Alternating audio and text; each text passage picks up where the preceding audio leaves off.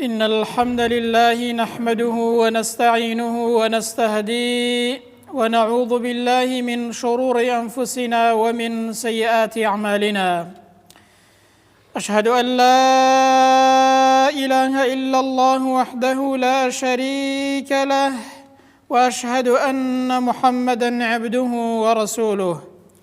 اللهم صل على محمد وعلى آل محمد كما صليت على إبراهيم وعلى آل إبراهيم في العالمين إنك حميد مجيد. أيها الناس، أوصيكم ونفسي أولاً بتقوى الله وطاعته وكثرة مخافته ولزوم أوامره واجتناب عما نهى عنه الله. قال تعالى في كتابه العزيز: يا أيها الذين آمنوا اتقوا الله حق تقاته ولا تموتن إلا وأنتم مسلمون. أما بعد، فإن أصدق الحديث كتاب الله، وخير الهدي هدي محمد صلى الله عليه وسلم، وشر الأمور محدثاتها، وكل محدثة بدعة، وكل بدعة ضلالة، وكل ضلالة في النار. أما بعد، پاراستنی زمان نیشانەی ئیمانە و هۆکاری چوونە بەهەشتە. زمانی ئینسان گەورەترین کاریگەری ئیجابی بەسەر ئینسانەوە هەیە، بەسەر ئەندامەکانی ئینسانەوە هەیە، ئەگەر ئینسان ئەو زمانەی لە چاکەدا بەکار بێنێت. هەروەکو گەورەترین خراپە و گەورەترین کاریگەری سەلبیشی لەسەر ئەندامەکانی ئینسان و ئینسان هەیە، ئەگەر خوا نەخواستە ئینسان لە خراپەدا و بە خراپی بەکاری بێنێت. ئەگەر ئینسان ئەو زمانەی لە چاکەدا بەکار بێنێت و لە خراپە بیگرێتەوە، لە دنیادا سەرئێشەی کەم دەبێت و لە قیامەتیشدا پارێزراو دەبێت و خوای پەروەردگار لێ ڕازی دەبێت. بە پێچەوانەوە ئەگەر ئینسان لە خراپەدا بەکاری بێنێت نەیگرێت، لە دنیادا زۆر سەرئێشەی توش دەبێت و لە ڕۆژی قیامەتیشدا سزای توش دەبێت و زۆربەی ئەوانەی کە سزا دەدرێن لە جەهەنەمدا خوا بمان پارێزێت لەسەر تاوانەکانی زمان سزا دەدرێن. ئەبی سەعید خودری بۆمان باز دەکات، دەفەرمێ پێغەمبەر صلی الله عليه وسلم فەرموویەتی: إذا أصبح ابن آدم فإن الأعضاء كلها تكفر اللسان. ئەگەر بەیانی دەبێتەوە هەموو ئەندامەکانی ئینسان ژێردەستەی زمانن. ئەنجا فتەقول ئەو ئەندامانە بە زمانی حاڵ، بە زمانی ئینسان دەڵێن: اتق الله فينا. ئەی زمان لەخوا بترسە دەربارەی ئێمە. بۆچی؟ چونکە فإنما نحن بك، ئێمەش بەهۆی تۆین، ئێمەش پەیوەستین بە تۆوە. فإن استقمت استقمنا. ئەی زمان ئەگەر ئەتۆ دامەزراو بی، چاک بی، ئەندامەکان دەڵێن ئێمەش چاک دەبین. بە پێچەوانەوەش پێغەمبەر دەفەرمێ صلی الله عليه وسلم: ئەندامەکان بە زمان دەڵێن ئەگەر ئەتۆ دامەزراو نەبی و چاک نەبی، ئەوە ئێمەش چاک نابین. واتە زمانی ئینسان کاریگەری لەسەر هەموو ئەندامەکانی ئینسان هەیە. بۆیە پێغەمبەر صلی الله عليه وسلم لە فەرمایشتێکی دیکەدا دەفەرمێت: من يضمن لي ما بين لحييه وما بين رجليه أضمن له الجنة. ئەو کەسەی کە زەمانەتی دووشتم بۆ بکە، ئەمن زەمانەتی چوونە بەهەشت بۆ ئەو کەسە دەکەم. یەکەمیان ئەو کەسە زمانی بپارێزێت، دووهەمینیان داوێنی بپارێزێت. پێغەمبەر دەفەرمێ صلی الله عليه وسلم: ئەمن زەمانەتی بەهەشت بۆ هەر کەسێک دەکەم کە ئەو دووشتانەی بپارێزێت. کەواتە نیوەی بەهەشت بەهۆی زمانەوە دەست ئینسان دەکەوێت. ئەی ئینسان وەریابە.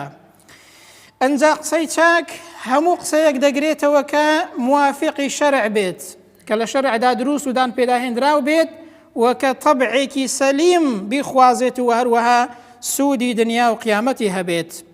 بۆیە خوای گەورە دەفەرمێ: وەقولوا للناس حسنا. قسەی چاک بە خەڵک بڵێن و لەگەڵ خەڵکدا قسەی جوان و ڕێک و پێک و موافقی شەرع بکەن. حەسەنی بەسڕی لە تەفسیری ئەو ئاەتەدا دەفەرمێت: قسەی جوان و چاک ئەمر بە چاکە و ڕێگری لە خراپە دەگرێتەوە، ئارامگری دەگرێتەوە، عەفوکردن دەگرێتەوە، و قسەی چاکە لەگەڵ خەڵکدا دەگرێتەوە، و هەموو ڕەوشتێکی جوان و قسەیەکی جوان دەگرێتەوە کە ئینسان لە بەرامبەر خەڵکدا بیکات. ئەبو العالیە دەفەرمێ یعنی قولوا للناس معروفا، یعنی قسەی چاک و ڕێک و پێک لەگەڵ خەڵکدا بکەن. و هەروەها محەممەدی کوڕی عەلی کوڕی حوسەینیش دەفەرمێت یعنی کلموهم بما تحبون أن يقولوا لكم، یعنی قسەیەک لەگەڵ خەڵکدا بکەن کە ئێوە بەو شێوازە پێتان خۆشە کە قسەتان لەگەڵدا بکرێت. چۆن پێت خۆشە لە بەرامبەرتدا قسە بکرێت و خەڵک قسەت لەگەڵدا بکە، ئەتۆش ئاوا لەگەڵ خەڵکدا قسە بکە. ئەوەیە بریتیە لە قسەی چاک و هەروەها بریتیە لە قەولی حەسەن. خوای پەروەردگار ئامۆژگاریمان دەکات، دەفەرمێ وقل لعبادی یقولوا التي هي أحسن. ئەی پێغەمبەر صلی الله عليه وسلم بە ئیمانداران بڵێ و بە هەموو ئینسانێک بڕێ لەسەر ڕووی ئەو زەویە پێیان بڵێ با چاکترین قسە هەڵبژێرن لە نێوان خۆیاندا، چاکترین قسە بکەن نەک هەر قسەی باش. بۆچی؟ چونکە ئین الشەیطان ينزغ بینهم، هەمیشە شەیطان لە نێوانتاندا دێ و دەچێت. جاری وایە لە ئەنجامی یەک قسە دوو کەس لێیان دەبێتە کێشە و لێیان دەبێتە شەڕ و هەرا. بۆیە خوای گەورە ئامۆژگاریمان دەکات وقل لعبادي يقولوا التي هي أحسن، چاکترین قسە هەڵبژێرە لە نێوان خۆتدا، چونکە شەیطان هەمیشە لە نێوان ئینساندا دێ و دەچێت. جاری وایە بۆهۆی یەک قسە ئینسان تووشی گرفتێکی زۆر گەورە دەبێت. هەندێک لە حەکیمەکان فەرموویانە قسەی ئینسان ڕوونکەرەوەی شخصیەتی ئینسانە، گەورەی ئینسان دەردەخات و عەقڵی ئینسان بەیان دەکات. بۆیە ئەی ئینسان وەریابە کەم قسە بکە و هەروەها جوانترین قسە هەڵبژێرە. سوفیانی سەوری ڕەزا و ڕەحمەتی خوای پەروەردگاری لێبێ دەفەرمێت قسەی ئینسان لە تیر کاریگەرترە، دەبێت ئێستا بڵێن لە تفەنگ کاریگەرترە. بۆچی؟ چونکە جاری وایە تیر کە دەی هاوەی نایپێکێت، بەڵام قسە بەرامبەری هەر کەسێ بکەی و لەسەری بدوێی ئیلا دەی پێکێت و ئیلا ئەو کەسەیە وێران دەکات. بۆیە ئەبی شوڕەیحی عەدەوی دەفەرمێ گوتم ئەی پێغەمبەری خوا صلی الله عليه وسلم ئەخبرنی بشەیء یوجب لی الجەنە، هەواڵم پێ بدە بە شتێک و شتێکم پێ بڵێ کە ئەو شتەیە بەهەشتم بۆ واجب کا و هەروەها بمباتە بەهەشتەوە. پێغەمبەر صلی الله عليه وسلم سێ شتی پێوت. فەرمووی یەکەمیان طیب الکەلام، با قسەت جوان بێت، با قسەت چاک بێت، چاکترین قسە هەڵبژێرە لەگەڵ خەڵکدا، با قسەکانت موافقی شەرع بێت، خۆت بگرەوە لە قسەی خەراب. دووهەمینیان وبەذل السەلام، و هەروەها سەلام زۆر لە خەڵک بکە، و ئیطعام الطعام، و هەروەها یارمەتی خەڵک بدە، خۆراک بە خەڵک بدە، یارمەتی خەڵک بدە، فەقیر و هەژار. ئەو سەیانە هۆکاری چوونە بەهەشت و دەتبەنە بەهەشتەوە، کە یەکێک لەوانە بریتیە لە قسەی جوان و هەڵوەها پاراستنی زمان لە هەر قسەیەکی خراپ و ناشەرعی. خەتەری زمان زۆر گەورەیە، جاری وهەیە دڵی ئینسان وێران دەبێت بەهۆی چیەوە؟ بەهۆی زمانەوە. بزانە کە زمانت دامەزراو نەبوو دڵیشت دامەزراو نابێت، کە دڵیشت دامەزراو باش نەبوو دڵنیا بە لەوەی ئەندامەکانیشت باش نابن. پێغەمبەر صلی الله عليه وسلم لە فەرمایشتێکدا دەفەرمێت لا يستقيم إيمان العبد حتى يستقيم قلبه. دەفەرمێ ئیمانی هیچ کەسێک دامەزرا و چاک نابێ هەتاوەکو دڵی دامەزرا و باش نەبێت. ئەنجا دەفەرمێ ولا يستقيم قلبه حتى يستقيم لسانه، هیچ کەسێکیش دڵی دامەزراو نابێت هەتاوەکو زمانی دامەزرا و پارێزراو نەبێت. دەی بزانە جاری وهەیە بەهۆی ئەو زمانەیەوە دڵت وێران دەبێت برام، جاری وهەیە ئەندامەکانت وێران دەبن، جاری وهەیە تووشی چەندین کێشە و گرفت دەبی، ئەنجا لە قیامەتیش ئینسان تووشی سزا دەبێت، خوا پەناماندات. ئیبن مەسعود ڕەزا و ڕەحمەتی خوای پەروەردگاری لێبێ دەفەرمێت هیچ شتێک بە ئەندازەی زمان پێویستی بە ڕاگیرکردن و سەجنکردن نییە. هیچ ئەندامێکی ئینسان بەقەد زمان پێویستی بەوە نییە کە ئینسان ڕاگیری بکات و ئاگای لێبێت. حەسەنی بەسری دەفەرمێت ئەو کەسەی کە زمانی پارێزراو نەبێ با بزانێت کە لە دین تێنەگەیشتووە و دینی تەواو نییە، چونکە ئینسانێک دینی تەواو بێت دڵنیا بە لەوەی کە زمانیشی تەواو دەبێت و هەروەها پارێزراو دەبێت.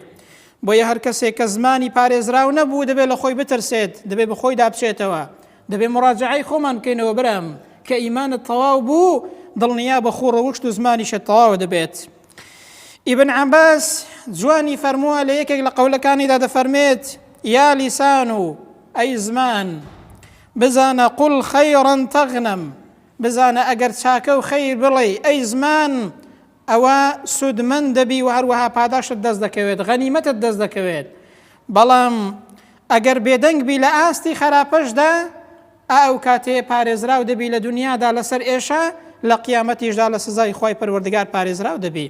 کەواتە ئەی زمان چاکە بڵێ پاداشت دەست دەکەوێت، ئەو زمانەشت بگریەوە لە خراپە لە دنیادا بێکێشە دەبی و هەروەها پاداشتیشت دەست دەکەوێت لە سەرگرتنەوەی زمان. لە یەکێک لە زانایانیان پرسیوە چ کەسێک دەتوانێت لە هەموو کەس باشتر دڵی خۆی پارێزراو کات؟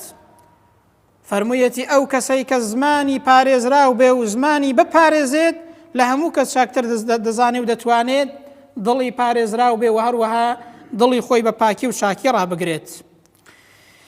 ئیمامی غەزالی ڕەزا و ڕەحمەتی خوای پەروەردگاری لێ بێت قسەیەکی جوانی فەرمووە دەربارەی زمان. دەفەرمێ ئەلیسان جرمه صغیر وجرمه کەبیر. ئەو زمانە دەفەرمێ لاشەکەی زۆر گچکەیە، شتێکی زۆر بچووکە، بەڵام تاوانەکەی زۆر گەورەیە ئەگەر لە خراپەدا بەکاری بێنی خوا پەناماندا. زۆر گچکەیە بە حەجم، بەلاشە زۆر گچکەیە، بەڵام تاوانەکەی زۆر گەورەیە. بزانە ئەی ئینسان کە نەیگرێ. زۆربەی خەڵکی کە لە قیامەتدا سزا دەدرێن لەسەر تاوانەکانی زمانە خوا پەناماندات. بۆیە پێغەمبەر لە فەرمایشتێکدا دەفەرمێ من صەمەتە نەجا. هەر کەسێک بتوانێت زمانی خۆی بگرێت لە ئاستی خراپەدا ئەو کەسە ڕزگاری بووە و هەروەها ڕزگاری دەبێت لە دنیادا لە زۆر سەر ئێشە و لە قیامەتیشدا لە سزای خۆی پەروەردگار ڕزگاری دەبێت. حاتەمی ئەسەم لە کاتێکدا کە ئامۆژگاری یەکێک لە هاوڵەکانی خۆی و قوتابیەکانی خۆی دەکات پێی دەڵێت ئاگات لە سێشت بێت. نفسی خۆت ڕابێنە لەسەر ئەوەی کە چاودێری سێشت بکەی. یەکەمیان هەر کاتێک کە کارێکت کرد ئاگات لە چاودێری خوای پەروەردگار بێت، خوای گەورە ئاگای لێیە، هەست بە مراقەبە و چاودێری خوای پەروەردگار بکە. دووهەمینیان هەر کاتێک کە قسەیەکت کرد ئاگات لێ بێ خوای پەروەردگار دەیبیستێت، ئەگەر لە ژوورێکی تاریکدا و بە تەنیاش بیکەی لە شەویشدا بێت دڵنیا بە خوای گەورە دەیبیستێت و ئاگات لێ بێت. سێمینیان هەر کاتێک کە بێدەنگ بووی ئاگات لێ بێ لە دڵەوەش بیر لە هیچ خراپەیەک نەکەیەوە. ئەو سێشتانە ئاگات لێ بێ ئەی ئینسان دڵنیا بە لەوەی کە پارێزراو دەبێ. یەحیای کوڕی ئەبی کەثیر دەفەرمێت خەصلەتانی ئیذا ڕەئەیتەهما فی الرەجل، بزانە دوو خەصلەت و تایبەتمەندی هەن لە هەر کەسێکدا هەبن فاعلم أنما وراءهما خير منهما. بزانە ئەوەی کە لە دوای ئەوە دێت ئەو کەسەی کە ئەو دوو شتەی باش بێ هەموو شتەکانی باش دەبێت. یەکەمیان إن كان حابسا للسانه يحافظ على صلاته. یەکەمیان ئەو کەسەی بتوانێت زمانی بگرێت و پارێزگاری لە نوێژەکانی بکات ئەو دوانە لە هەر کەسێکدا هەبوون دڵنیا بە سیفەتەکانی دیکەی هەموو باش دەبن. واتە ئینسان کاتێک کە بتوانێت زمانی بگرێت بەڵگەیە لەسەر ئیمانی بەهێز و هەروەها بەڵگەیە لەسەر چاکی ئەو کەسە. سەلمانی فارسی هاوڵی پێغەمبەری خوا صلی الله علیه وسلم ئامۆژگاری پیاوێک دەکات کە ئەو ئامۆژگاریە بۆ ئێمەشە کە گوێی لێ بگرین هاوڵی پێغەمبەری خوایە صلی الله علیه وسلم. پیاوێک لە سەلمانی فارسی دەپرسێت دەفەرمێ ئامۆژگاریم کە. سەلمانی فارسی پێی دەڵێت قسە مەکە. دەفەرمێ آخر قوربان چۆن دەتوانم قسە نەکەم؟ ئایا ئینسان لە ناو کۆمەڵگادا بێ دەتوانێت هەر قسە نەکا و بێدەنگ بێ ناتوانێت؟ دەیفەرمووی ئەگەر کاتێک کە قسەت کرد فتەکەلەم بحەق ئەو ئوسکوت. دەیکەواتە ئاگات لێ بێت یان بە حەق و ڕاستی قسە بکە یان بێدەنگ بە ئەگەر ناتوانی بە حەق و ڕاستی قسە بکەی. ئینسانی وا هەیە گرنگەوەیە دەڵێ قسە بکەم، گرنگەوەیە زمانەکەی بگەڕێ، ئاگای لەوەی نییە و گوێ بۆی نادا ئەوە شەرعیە یاخود بێ شەرعیە یاخود دروستە یان دروست نییە. ئەگەر توانیت حەق بڵێ ئەوە قسە بکە، ئەگەر نابێدەنگ بە ئەوە باشترە بۆ دنیا و قیامەتت. پیاوەکە گوتی زیاتر ئامۆژگاریم کە ئەی سەلمانی فارسی. فەرمووی تێکەڵی خەڵک مەبە کە مەبەستی دیارە کەسانی خراپ بووە. فەرمووی جا چۆن دەتوانم تێکەڵی خەڵک نەبم قوربان؟ فەرمووی کەواتە ئەگەر تێکەڵی خەڵک بووی بزانە ئاگاد لێ بێت قسەی ڕاست بکە و هەروەها ئاگاد لە دانەوەی ئەمانەت بێت ئاگاد لێ بێت با قسەکانت ڕاست و دروست بن و هەروەها ئەمانەت لە شوێنی خۆیدا بدەیەوە. دیسان فەرمووی قوربان ئامۆژگاریم کە و زیاتر ئامۆژگاریم کە فەرمووی تۆڕە مەبە. جا فەرمووی قوربان جاری وهەیە ئینسان بەدەست خۆی نییە تۆڕە دەبێت. ئایا چی بکات لە کاتی تۆڕەبووندا؟ فەرمووی دەیکەواتە ئەگەر هەر تووڕەبووی نەتوانی بەسەر خۆتدا زاڵبی ئەوە ئاگات لە زمانت بێ و ئاگات لە دەستت بێت، چونکە جاری وهەیە ئینسان لە کاتی تۆڕەبووندا زمانی بە شێوازێک دەگەڕێت هەموو شتێک تێکەڵ دەکات تەڕ وشێک بەیەکەوە دەسووتێنێت. ئاگات لە زمانت بێت و هەروەها ئاگات لە دەستت بێت خراپە نەکەی لە کاتێکدا کە تووڕە دەبی. عەمڕی کوڕی عاسیش جوانی فەرمووە دەفەرمێ ئەلکەلام کەددەوائی، قسە وەکو دەرمان وایە. دەفەرمێ دەرمان ئەگەر بێت و بە ئەندازەی خۆی بەکاری بێنی کەم بەکاری بێنی ئەوە سودبەخشە، بەڵام ئەگەر زیاد لە خۆی بەکارت هێنا ئەو کاتەی لە جیاتی ئەوەی کابرا پێی شاک بەبێ پێی خراپتر دەبێت. قسەش ئاوایە ئەگەر بە ئەندازەی خۆی بیکەی کەم قسە بکەی ئەوە قسەکانت سودبەخش دەبن، بەڵام ئەگەر هەر زۆر بڵێ هەر نەوەستی زمانت هەر بگەڕێ دڵنیا بە ئەو کاتەوەکو ئەو کەسەوەیە کە دەرمانی زۆر دەخوا و لە جیاتی ئەوەی چاک بێ زیاتر نەخۆش دەبێت. قسەش وەکو دەرمان وایە بەرام ئاگاداری زمانت بە. فوضەیلی کوڕی عیاس ڕەزا و ڕەحمەتی خوای پەروەردگاری لێ بێت دەربارەی زمان دەفەرمێت ما من مضغة أحب إلى الله تعالى من اللسان. هیچ پارچە گۆشتێک لە ناو لاشە و جەستەی ئینساندا خۆشەویستتر نییە لە زمانی ئینسان. لە زمان خۆشەویستتر نییە لە لای خۆی پەروەردگار. بەڵام کەنگینێ ئیذا کانە صەدوقەن، ئەگەر ئەو زمانە ڕاستگۆ بێت، ئەگەر ئەو زمانە باش بوو لە لای خۆی گەورە زۆر خۆشەویستە، چونکە بەیانی حەقی پێ دەکەی، دەعوە و بانگەوازی پێ دەکەی، چونکە ڕاستی پێ دەڵێ و ئاشتەوایی پێ دەکەی لە ناو کۆمەڵگادا. ئەو کاتە لە هەموو ئەندامەکانی ئینسان لە لای خی گەورە خۆشەویستترە. بەڵام دەفەرمێ هیچ پارچە گۆشتێکیش خی گەورە زیاتر ڕقی لێی نییە لە زمان کەنگینێ ئەگەر ئەو زمانە ڕازگۆ نەبێت لە خراپەدا بەکار بێت ئەو زمانت نەپارێزی دەبێتە مای تۆڕەبوونی خی پەروەردگار ئەی ئینسان وریابە. بۆیە ئینسان زمانت بگرە دڵنیا بە لە دنیادا بێکێشە و بێسەر ئێشە دەبی لە قیامەتیشدا خی پەروەردگارت لێ ڕازی دەبێت. لوقمانی حەکیم ڕەزا و ڕەحمەتی خی پەروەردگاری لێ بێت سەید و گەورەکەی ڕۆژێکیان پێی دەڵێ قوربان ئەو حەیوانەم بۆ سەر ببڕە کام پارچە گۆشتە لەو حەیوانە جوانترین و چاکترینە ئەوەم بۆ بێنە.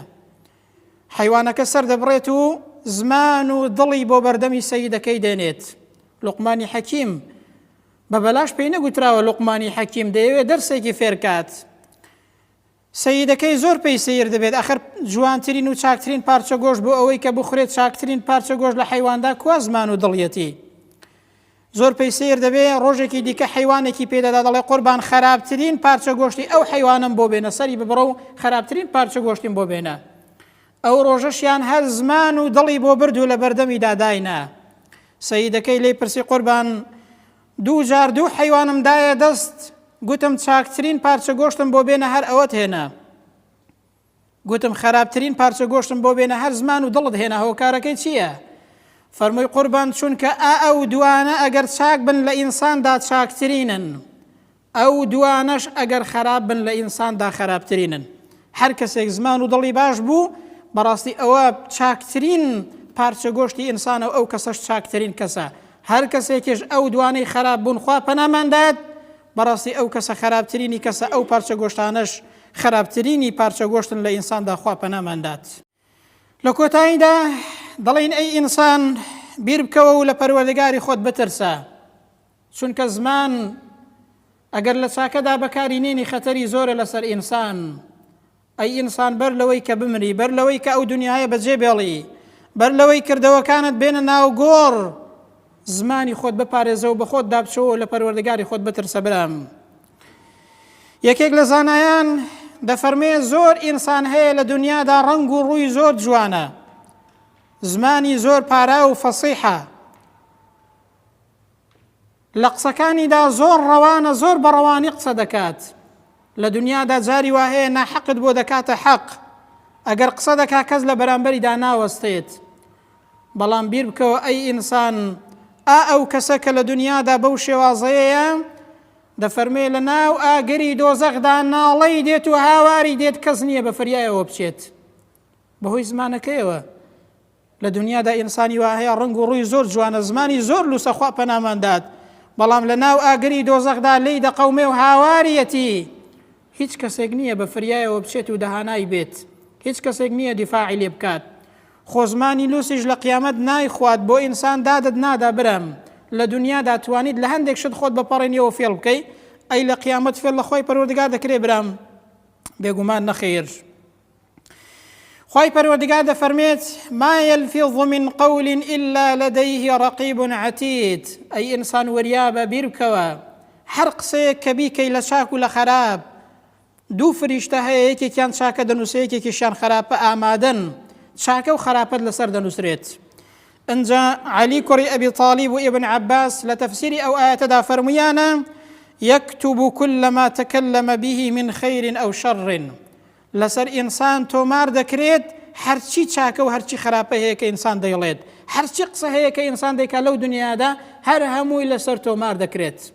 لەسەر هەموو چاکەیەک ئینسان پاداش وەردەگرێت، خوا پەناماندا ئەگەر ئینسان تەوبە نەکات لەسەر هەموو خراپەیەکیش سزا دەدرێت. ابن الجوزي جواني فرموه دفرميت رب كلمة جرى بها اللسان فهلك بها الإنسان. أي چەند قسەیەکی جوانە بەرام بیر بکەوە ئەی ئینسان. زۆر جاران تەنها یەک کەلیمە و یەک وشە هەیە دەیڵێی بەڵام فهلك بها الإنسان، ئینسانی پێ بە هەلاک دەچێت. یەک کەلیمە دەڵێ ئینسان بەهۆی ئەو کەلیمەیەوە بە هیلاک دەچێت، هەروەکو پێغەمبەری صلی الله عليه وسلم لە فەرمایشتی خۆیدا ئاماژەی بکردووە. ئینسانی وا هەیە یەک کەلیمە لە ڕەزامەندی خوای گەورەدا دەڵێت، خوای گەورە لێی خۆش دەبێت و ڕزگاری دەبێت. ئینسانی واش هەیە بەهۆی یەک کەلیمەوە جاری وا هەیە ئاژەوەیەکی گەورە لە دنیادا دەنێتەوە و هەروەها خۆشی تاوانبار و گوناهبار دەکات. پێغەمبەر صلی الله عليه وسلم کاتێک کە هاوڵێکی دەربارەی چەند شتێک پرسیاری لێ دەکات و باسی تەوحید و چەند عیبادەتێکی بۆ دەکات، لە دواییدا پێی دەڵێت ئەلا ئوخبیڕکە بیمیلاکی ذالکە کوله. ئایا پێت بڵێم بە کۆکەرەوەی هەموو ئەو شتانە کە پێم وتی ئەو چاکانەی کە پێم وتی پێت بڵێم کۆکەرەوەی هەموو ئەوانە چییە و پارێزەری هەموو ئەوانە چییە؟ قلت بلى يا نبي الله صلى الله عليه وسلم. دفرمي قلتم بلى أي بيغمبري خواي صلى الله عليه وسلم. فأخذ بلسانه، بيغمبر زماني خوي قرت أماجي بزماني خوي كرت. قال كف عليك هذا. بيغمبر فرمي أود بقرة، يعني بقرة لخرابة بقرة. جاء معاذ فرمي أي بيغمبري خواي صلى الله عليه وسلم آية إنسان لسر همو قصيك سزادة دريت، لەسەر قسەکردنیش سزا دەدرێت. پێغەمبەر صلی الله عليه وسلم ئاگاداری کردەوە و تێیگەیاند فەرمووی وهل يكب الناس في النار على وجوههم أو على مناخرهم إلا حصائد ألسنتهم. ئایا خەڵک کە سزا دەدرێن لە ناو دۆزەخ کە لەسەر ڕوو ڕادەکێشرێن خوا پەناماندات بۆ ناو دۆزەخ، فەرمووی ئایا تەنها لەبەر تاوانەکانی زمانی ئینسان نییە کە ئینسان بەرەو دۆزەخ دەبردرێت لەسەر ڕووی ڕادەکێشرێت بۆ دۆزەخ، تەنها بەهۆی چوەیە؟ بەهۆی تاوانەکانی زمان و دروێنەی زمانە. جا پێغەمبەر صلی الله عليه وسلم قسەکردنی شوبهاندووە بە چی؟ بەوەی ئەو کەسەی حەسائید و ئەلسینەتیهم کە دروێنە دەکا و داسی پێیە تەڕ و وشک بەیەکەوە دەداتە بەرەو دەیدروێت. ئەو کەسەی کە زمانەکەی وەکو داز وایە کەس لەبەر زمانی نەجاتی نابێت، تەڕ و وشک بەیەکەوە دەسووتێنێت، نازانی چاک و خراپە چییە؟ ئەوەیە پێغەمبەر صلی الله عليه وسلم تەشبیهی کردووە. فەرمووی ئەو کەسە لەسەر ڕوو ڕۆدەکێشرێت کە بەو شێوازەیە قسە دەکات لە دنیادا و ئاگای لە زمانی نییە، وەکو داس وایە و تەڕ و وشک بەیەکەوە دەسووتێنێت. خەڵک زۆربەیان پێغەمبەر فەرمووی صلی الله عليه وسلم لەسەر تاوانەکانی زمانیان کە بەو شێوازە نایگرن لە دنیادا لە قیامەتدا سزا دەدرێن و بەرەو ئاگری دۆزەخ دەبردرێن. خوای پەروەردگار پەناماندات. کۆتاییەکەی دەڵێن حەسەنی بەسڕی جوانی فەرمووە کە دەفەرمێت خوای گەورە دەفەرمێ عن اليمين وعن الشمال قعيد. ئینسان دوو فریشتە لەسەر لای ڕاست و چەپی دانراون و هەموو شتێکی لەسەر دەنووسن. جا دەفەرمێ ئەی ئینسان دەفتەرەکەت کراوەیە لەو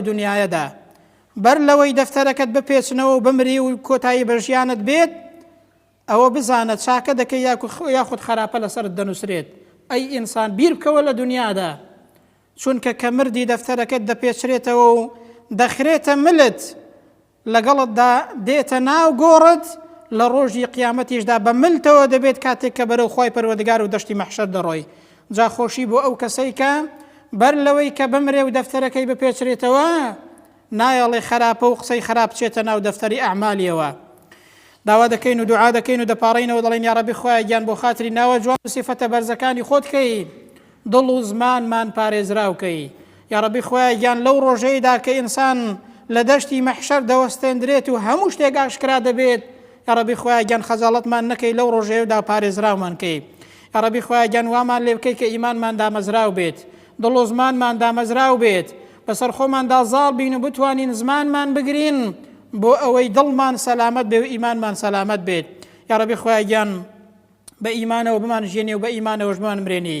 یا ڕەبی خوایە گیان هیدایەت و تەوفیقمان دەی لەسەر چاکە بژین و لەسەر چاکەش بمرین.